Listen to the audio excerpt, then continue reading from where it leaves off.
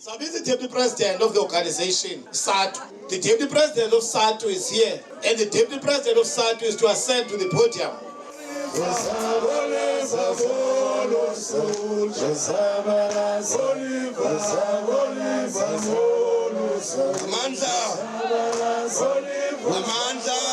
Angazi noma nimzwile yini uMSC mayikhuluma la kakhulukazi nina baholi beSADTU. uMSC awukwazi ukukhuluma ngempumelelo yaka education without defining SADTU. Whether education ya progressa noma ya regressa, uSADTU must account, must be able to respond.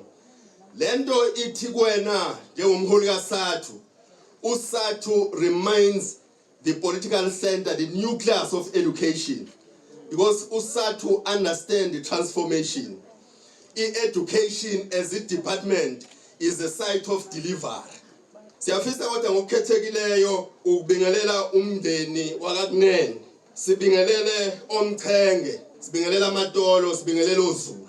Sisho sithi because uThabile has been a fine diamond in the leadership of the revolution, whether in SADTU, COSATU, ANC, SACP, is a fine diamond that has actually led the instruments of struggle in our country. We therefore want to extend our warm fraternal greetings on behalf of the National Executive Committee of SADTU. In a special way, as I've indicated, siyafisa nokubingelela and say farewell to one of us, COMRADE uBratabs, as thina yona ndlela besimbiza ngayo leyo ku-NEC, besimbiza ngoBratabs.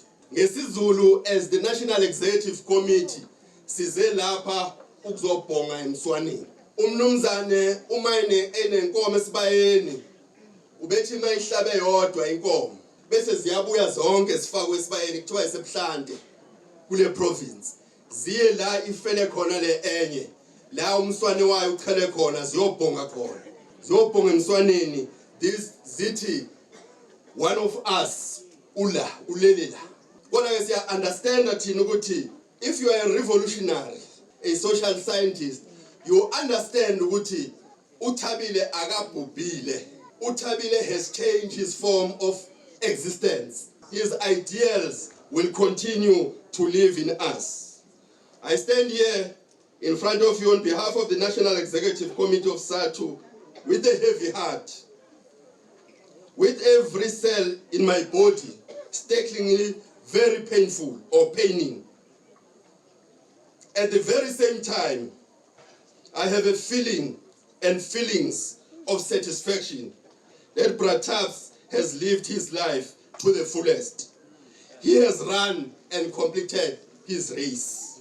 What is important, ukuthi uBratab esaphila emhlabeni umbonile uThixo. Ngakho ke thina esikholwayo asizukhala engathi asikholwa. I think I was happy one of his daughters ukushilo lokho la ukuthi isikhathi sokukhala siphelile. But we are here to celebrate his life, a life well lived. Impilo kaBratabs, he has played his role as a revolutionary par excellence.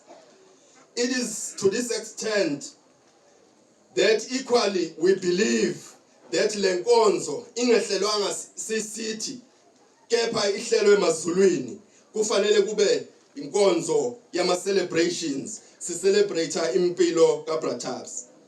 A life of a son, a life of a brother, a life of a husband, a life of a father, a life of a teacher, a life of a principal, a life of an educationist, a life of a trade unionist, a life of a leader, a life of a revolutionary par excellence, a life of a true servant of the people, with whom we have shared a vision of creating an egalitarian society in which there is no oppression of one class by another. A cadre truly committed to the creation of an egalitarian society through education transformational agenda. But a feature that was prominent in Bratabs in his political career, which many leaders in our days suffers poverty of, is understanding and appreciation of the centrality and relevance of a united, focused, agile COSATU ANC SACP alliance, cemented around the advancement of the national democratic revolution. The passing of Prataps will give rise to many other Prataps. UPrataps njengoba ewele emhlabathini uzakuba imbewu ezokhulisa many Prataps. That is the negation of the negation, which assists us in the development of society. As we say farewell to Prataps, because it's funukusho izinto uPrataps abekholelwa kuzona. Okokuqala esifuna ukusho la ukuthi uSADTU njengenyunyana yothisha will never leave COSATU. Siyohlale siyi-affiliate ye-COSATU. We have no decision as SADTU to leave COSATU. uPrataps believed in the ANC, and nathi as SADTU njengoba simile lana sithi farewell to our brother, our comrade, uSADTU will continue to vote the ANC. That's now my show. Because even some leaders of the ANC are afraid to tell people to vote for the ANC. Tina Siosho, because we understand the role of the ANC in society as the leader and the liberation movement of our people. As kaze sitas funi SACP, iyo contest ama elections. Sine decision as USADTU ethi sivoteli ANC. Sizoqhubeka sivoteli ANC. It's a decision of the National Congress. Leyo decision the National Congress iqhubeka ithi in the event uma kwenzeka iSACP as the advanced detachment of the working class ithatha isigqibo sokuthi contest ama election, we will convene a special National Congress to consult with our members. Sasingeke sifike COSATU sithatha this decision, let alone ukuthi SACP is an organization in itself. Ayikwazi ukuthathelwa isigqibo iCOSATU. Sasingeke sithi sise COSATU Congress siforce siphoqe ukuthi COSATU ayitsheli SACP ukuthi ayo contest ama elections. Singenayo mandate. Esasicela thina i-process. Let's go and engage the class. Let's go and consult with our members so that we'll come back in a special Congress as COSATU and take a decision. That is why it is important that you first prepare the class to be able to engage the enemy, which is capital. That is where we are. We can't take decisions on emotions. Prataps was one of those leaders. Ayengafuni ukuthatha ama decisions ngama emotions. With those words, comrades, sifuna ukuthi sesihlala phansi senze i-quotation eyenziwa uEngels emncwabeni kaKarl Marx sebeyomfaka elibeni uKarl Marx. uEngels, as a friend to Karl Marx, had to say one or two words.